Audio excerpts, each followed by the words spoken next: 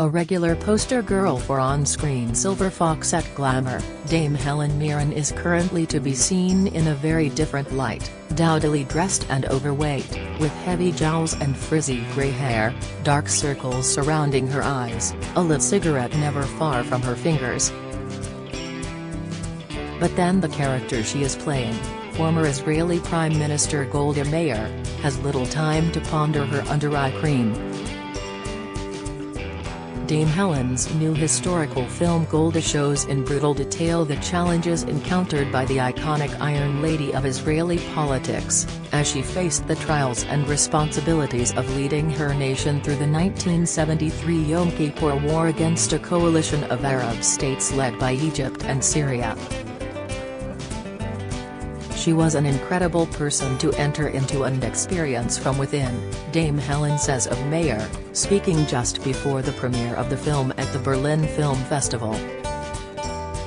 "I came away from it with the deepest admiration for her, and indeed, a love for her. She was extraordinarily brave and with a commitment to Israel that was total. To me, that was her driving energy and force and spirit, the understanding that Israel must exist. That there must be somewhere for the Jewish people to be safe." In a weird way, it was a bit like playing Queen Elizabeth I of England, not because she had the regality or anything, but in the sense of her utter commitment to her country and to her nation. Over the last couple of decades, Dame Helen, 77, has made something of a speciality of portraying powerful women. In 2005, she played Queen Elizabeth I on the small screen in the TV series of that name. A year later she was her descendant Queen Elizabeth II on the big screen in the movie The Queen, a role she followed up on stage with the 2013 stage play The Audience. She's also played an assassin in Red, 2010, and Red 2, 2013, an army colonel in Eye in the Sky in 2015, and most recently, in 2019, embodied one of the most powerful women of all time, the legendary Catherine the Great of Russia in the TV series.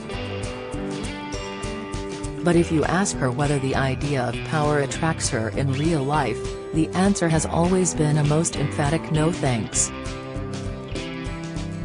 "I would give it away," she once said. "I don't want power because it is the most incredibly dangerous thing you can have. And you'd have to be ruthless, and I'm absolutely hopeless at ruthless. I can't do it. Maybe if there were a situation where a friend or relative had a problem and this person was in the way, I can imagine that I might be ruthless then because there would be someone I'd have to save. But on the whole, I am hopeless. I wish I were better at it. I changed my agent once, and oh my God, I was in fits about it for years." Nevertheless, the roles of powerful women seem to come to her, and she admits that, having played so many over so many years, the question of what makes a woman powerful is something she has pondered long and hard. "I think powerful women are different from powerful men because they're always conscious of the fact that they're coming from behind, if you like. They have the feeling that this is not going to be given to them on a plate, they're going to have to fight and work for it. There's a masculine thing that if someone's pushing you, you go against it and push back. Whereas a woman will go, okay, fine, I'll go around the corner and do it this way instead."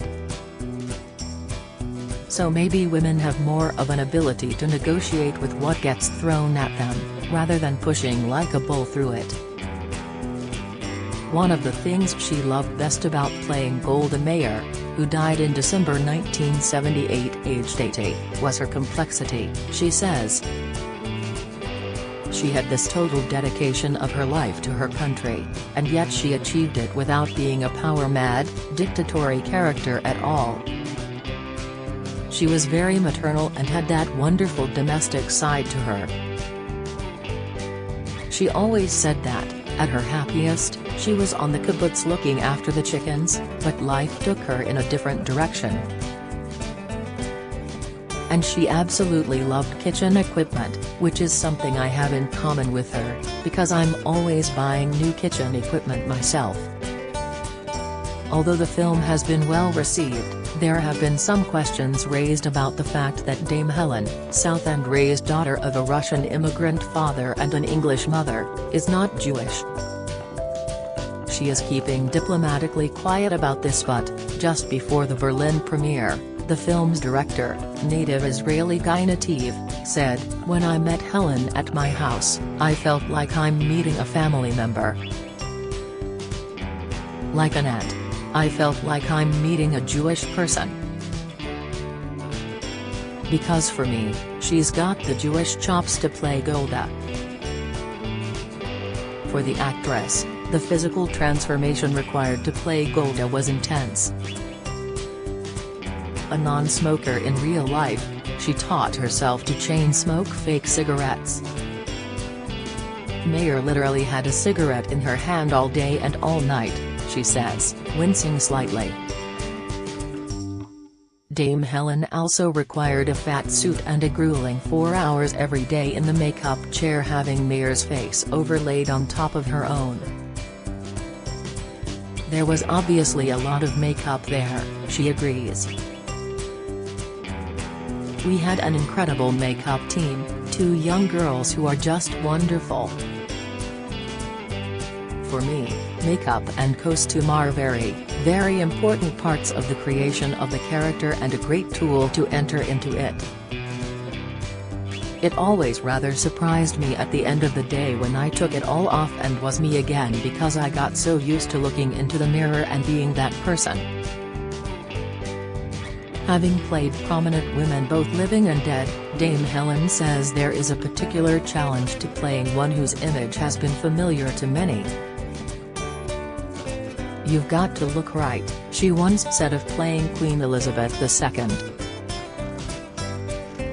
"You've got to sound right. You've got to move right. We don't know what Elizabeth I looked like or sounded like, but with Elizabeth II, there are certain requirements because there is a tape you can watch." She has had a huge admiration for the late monarch all along. At the recent BAFTA Awards, her moving tribute to the woman she described as the nation's leading star left the Queen's grandson Prince William visibly moved. But as long ago as 2006, she was already singing Her Majesty's praises. "I have met her at a polo match," she said at the time. She wouldn't remember because I was one of many, many people, but she was immediately engaging because she was charming, she was twinkly, and she was funny. She wasn't the Queen we think of as this serious person, that's her being the monarch. But there is another person in there. The Queen does laugh. Another woman to have won her admiration was, a little unexpectedly perhaps, Britain's own Iron Lady, Margaret Thatcher. "I absolutely didn't agree with her politics," she said recently. But there she was. So when a little 4-year-old girl watching television says, "Mummy, who's that?" her mother can say, "That's the Prime Minister." And in that 4-year-old mind is now an absolutely clear understanding that, as a woman, you can be Prime Minister, which when I was growing up was not the case. And I think that when you talk about empowerment for women, that little girl watching Mrs. Thatcher on television is an example of empowerment as much as anything. It's likely Golda Meir would agree.